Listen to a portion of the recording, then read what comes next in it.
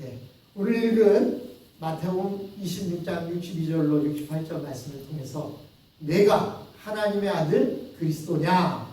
라는 제목으로 하나님의 말씀을 함께 나눠보겠습니다. 지난 시간 우리가 보았던 대로 대제사장 가야바는 많은 증인들을 불러서 예수에게 사형에 해당되는 제목을 씌우려고 했습니다. 그러나 그 증인들의 이야기로는 도저히 사형에 해당되는 제목이 없었습니다. 대제사장은 예수께 사형에 해당하는 제목을 쓰기로 했으나 성공하지 못해서 상당히 초조했던 것 같습니다.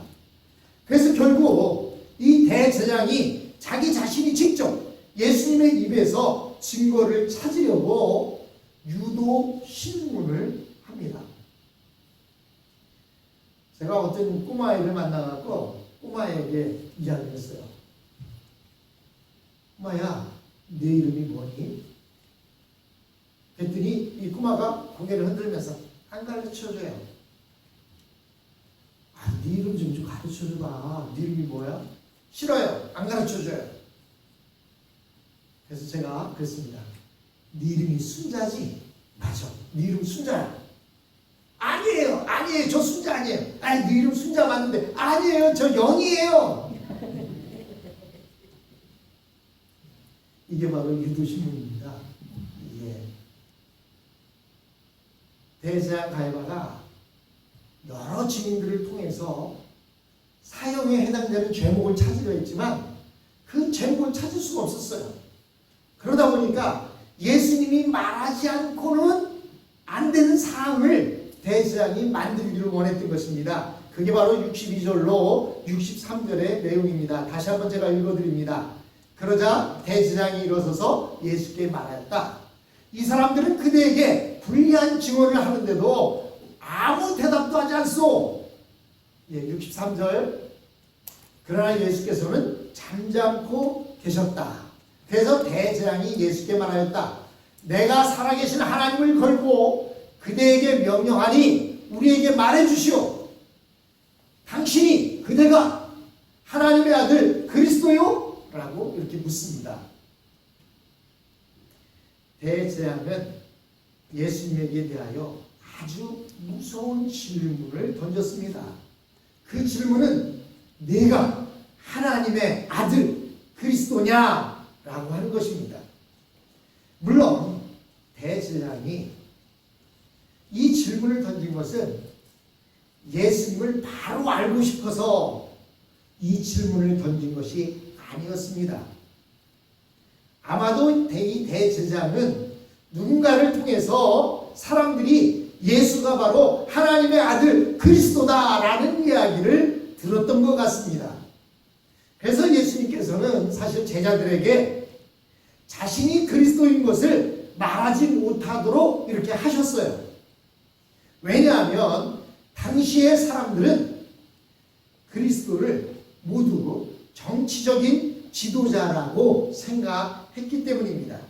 그래서 예수님은 자신이 정치로 이스라엘을 독립시키기 위해서 온 것이 아니기 때문에 오로지 순수한 하나님의 말씀, 하나님의 일을 처리하러 온 것이었기 때문에 제자들에게 그리스도라고 하는 칭호를 쓰지 못하게 하셨습니다. 즉 이것은 정치적인 지도자는 하나님의 예수님의 사명과는 맞지 않는 것이었습니다. 또한 예수님은 자신이 하나님의 아들이라는 것을 말하지 못하게 하셨는데 그 이유는 그가 하나님의 아들로 알려질 경우 십자가를 지는데 방해가 될 수 있었기 때문입니다. 만약에 예수님이 하나님의 아들인 것을 그들이 안다면 누가 감히 예수님을 건드릴 수 있겠어요? 누가 감히 예수님을 십자가에 못 박을 수가 있겠습니까? 그래서 예수님은 그 십자가를 지는데 방해될 것을 우려했기 때문에 하나님의 아들인 것을 누구에게도 말하지 말라고 하셨습니다. 그러나 베드로가 주는 그리스도시요 하나님의 아들이십니다 라고 고백했을 때 예수님은 그것을 인정하셨습니다. 그래서 예수님은 베드로에게 바요나 시몬아, 이제부터는 너의 이름을 시몬이라 하지 아니하고 베드로라 할 것이고 네 베드 반석 위에 교회를 세울 것이다 라고 하는 말씀을 하십니다. 즉 하나님의 아들 그리스도는 예수님에 대한 교회의 가장 중요한 신앙 고백입니다. 만약에 이것을 믿지 않는다면 교회가 존재할 이유가 없고 예수를 믿을 이유가 없습니다. 하나님의 아들 그리스도라는 이 고백이 바로 교회의 기초가 되는 것입니다. 그래서 그 고백을 했던 베드로 반석 위에 교회를 세우겠다. 즉 이 신앙 고백 위에 교회를 세우겠다라고 말씀하신 것입니다. 이 신앙 고백이 뭡니까? 주는 그리스도시요 살아계신 하나님의 아들이십니다라고 하는 그 고백입니다. 즉 예수님은 우리의 죄 때문에 오신 하나님의 아들이신 것입니다. 우리의 죄를 대신 책임지심으로 우리가 하나님 앞에서 사랑받는 자들로 받아들여지고 하나님이 주시는 능력으로 살게 하는 것이 하나님의 아들 그리스도가 우리에게 주시는 놀라운 축복인 것입니다. 예수님께서는 대제사장에게 신문을 받으면서 더 이상 자신이 하나님의 아들 메시아인 것을 감추지 않으셨습니다. 예수님은 그곳에서 공개적으로 자신이 하나님의 아들 메시아인 것을 인정하시고 한 걸음 더 나아가서 이렇게 말씀하십니다. 이후에 인자가 권능의 우편에 앉는 것과 하늘 구름을 타고 오는 것을 그들이 볼 것이다 라고 말씀하셨습니다. 이것은 예수님께서 대제사장이나 서기관들에게 답변했다기보다는 우리 많은 신자들 앞에서 주님이 어떤 분이신지를 선포하고 계시는 것입니다. 사실 예수님의 이 대답 때문에 예수님은 신성모독죄로 십자가에 못 박혀 죽으시게 됩니다. 그러나 예수님은 최종적인 순간에 자기가 누구이며 앞으로 어떻게 되실는지 분명히 말씀하셨습니다.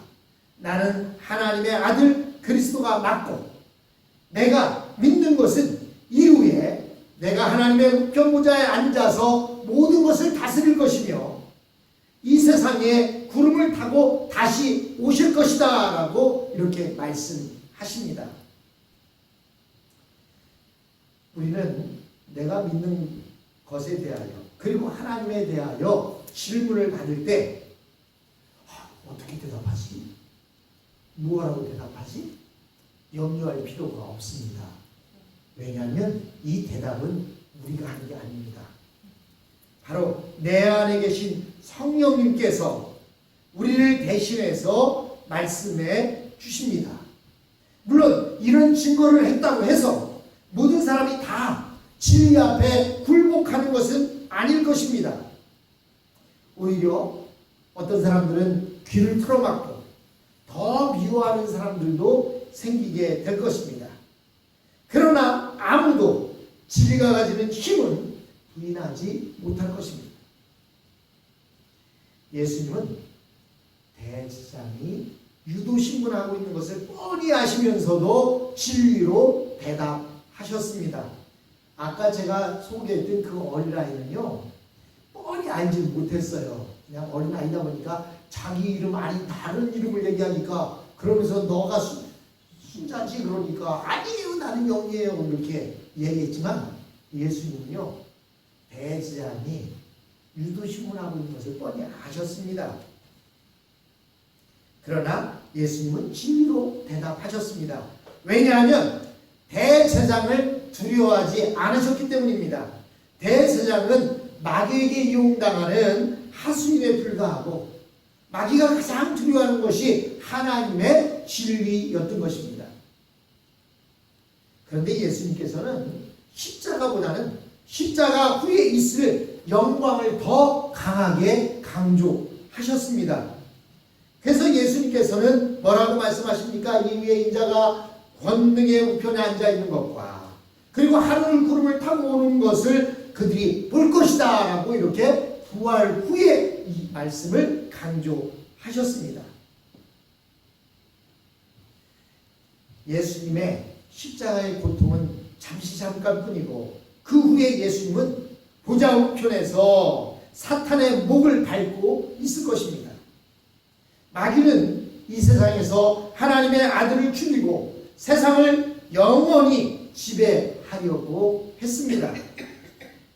왜냐하면 마귀는 이 세상이 자기 것으로 착각하고 있기 때문입니다. 지금도 마귀는요, 이 세상이 자기 것이라고 생각하고 자기 마음대로 이 세상을 휘두르려고 합니다.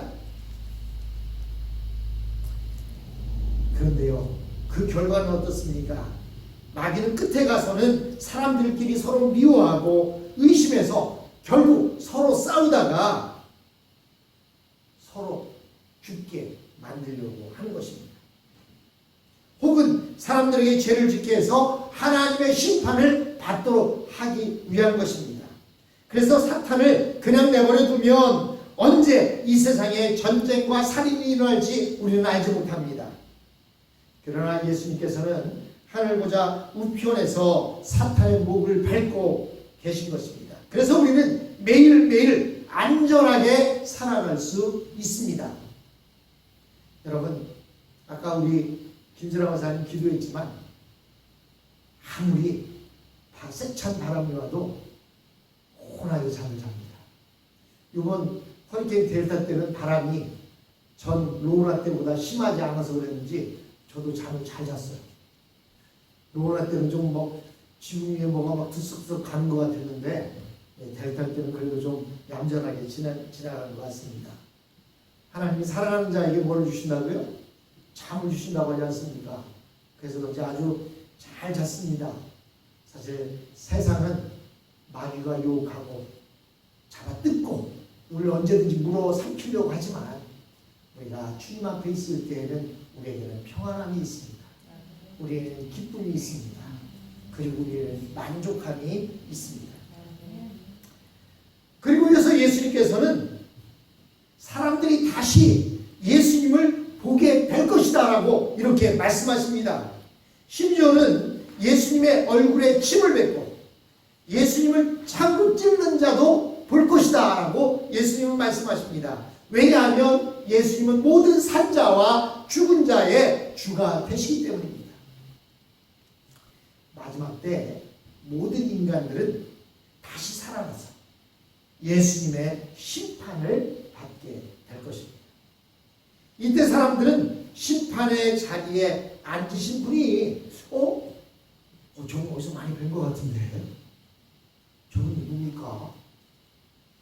사실 여러분 그 옛날 조선시대 때 암행어사가 보면 암행어사가 자기 얼굴을 가리고 있다가 이렇게 뭘 들고 가리고 있다가 얼굴을 딱 보면서 저 사람이 암행어사였어? 라고 하듯이 많은 사람들이 하늘 보좌 우편에 계셔서 심판을 주장하고 계시는 분이 어디서 많이 본 것 같은데 아니 저분이 그때 내가 침을 뱉었던 사람 아니야? 저분이 내가 욕했던 사람 아니야? 저분이 내가 때렸던 사람 아니야? 여러분 이렇게 침을 뱉고 무시하고 욕했던 그 사람 바로 예수님께서 하나님의 아들이시라는 사실을 그들이 깨닫게 될 것입니다. 66절로 68절입니다. 여러분의 생각은 어떠하오? 왜냐하면 예수님께서 내가 하나님의 아들 그리스도다 라고 이야기하자 그 대재앙이 그곳에 공회에 모여있는 사내들의 공회 회원들에게 묻습니다. 여러분의 생각은 어떠하오? 이게 뭐냐면 저 사람이 신을 모독했다는 거예요. 하나님을 모독했다는 겁니다. 하나님의 아들이라고 했다는 사실은 하나님을 모독했다는 거예요. 어떻게 사람이 하나님의 아들이 될 수 있냐 이겁니다. 그러자 그들이 대답합니다. 뭐라고 대답해요? 그는 무엇을 받아야 합니다? 사형을 받아야 합니다. 다음 절. 그때 그들은 예수의 얼굴에 침을 뱉고 그를 주먹으로 치고 또 더러는 손바닥으로 때리기도 하며 68절 말하였다. 그리스도야, 너를 때린 사람이 누구인지 알아맞추어 보아라. 침을 모독했다는 거예요. 네가 하나님의 아들이면 하나님은 전지전능하신 분이기 때문에 너에게 침을 뱉은 사람, 너를 때린 사람 누군지 네가 알 거 아니냐. 그것을 알아맞혀 보라고 이렇게 조롱합니다. 예수님께서 자신을 하나님의 아들 그리스도라고 하셨는데 만약 정말 예수님이 하나님의 아들 그리스도라면 어떻게 하겠습니까? 어떻게 했을까요? 난리가 났죠. 어디 예수님 앞에 침을 뱉고 욕을 하고 때립니까? 암의 의사가 얼굴을 딱 펴면서 마패를 딱 꺼내 드는 순간 모두가 땅바닥에 넙죽어 뿌려서 고개를 조리고 그리고 나는 이제 죽었다 하고 벌벌 떨고 다닙니다. 그런데 예수님이 그렇게 말씀했음에도 불구하고 대제사장들과 사내들인 회원들인 서기관들, 대장들은 전혀 무서워하지 않습니다. 즉 그 얘기는 뭐예요? 예수가 하나님의 아들이 아니라는 겁니다. 그런 확신이 있었습니다. 왜 그런 확신이 있었을까요? 그들은요, 하나님은 천사와 같은 존재라고 생각했어요. 그래서 몸이 없다고 생각합니다. 그러니까 하나님의 아들은 천사입니다. 근데 천사의 몸을 가진 자가 어떻게 천한 인간의 모습을 입을 수가 있냐는 것입니다. 그러므로 인간의 몸을 입고 있는 이 예수는 절대로 하나님의 아들 그리스도가 될 수 없다고 믿고 있는 것입니다. 그러므로 우리는 이것을 통해서 알 수 있는 것은 하나님의 아들 예수님이 인간의 몸으로 이 땅에 오신 것, 그것은 얼마나 귀한 것인지 몰라요. 인간의 상상을 초월하고 도저히 믿을 수 없는 그런 사실이었던 것입니다. 그러나 예수님은 사랑으로 오셔서 우리의 죄를 해결하시고 보좌 우편에 앉으셔서 마귀의 목을 발로 밟고 지금도 계십니다. 그러므로 목이 잘리고 목이 밟힌 마귀, 여러분 한번 생각해 보세요. 제가 또 언젠가 말씀드렸지만 머물고 닭 목을 칼로 딱 빼면 닭을 잡는다고 베놓으면요, 닭이 어떻게 하는 줄 아십니까? 저희 집에서 한번 그런 경험이 있어요. 이 닭이요, 목이 떨어졌는데 두 발로 막 펄쩍펄쩍 그 마당을 뛰어다니는데요, 뛸 때마다 이 잘린 목에서 피가 뿔뿔 나오면서 그냥 온 마당을 막 피를 뿌리면서 돌아다니다가 죽더라고요. 그것을 보고 뭐라고 말하면 마지막 타락이라고 해요. 지금 예수님께서 하늘 보좌 우편에 계시면서 사단 마귀의 목을 발로 밟고 있으니까 마지막 타락을 하고 있는 시점입니다. 마지막 타락을 한다고 해서 그게 끝까지 가느냐? 아니에요. 곧 마지막 때가 됐다는 것입니다. 그러므로 우리는 베드로의 고백처럼 주님, 즉 예수님은 그리스도시요 살아계신 하나님의 아들이십니다라는 고백이 우리의 입속에서 날마다 넘쳐나야 할 줄로 믿습니다. 그때 사단 마귀는 우리 앞에 벌벌 떨 것이고 우리는 주님의 그 능력을 힘입어 이 땅을 승리하는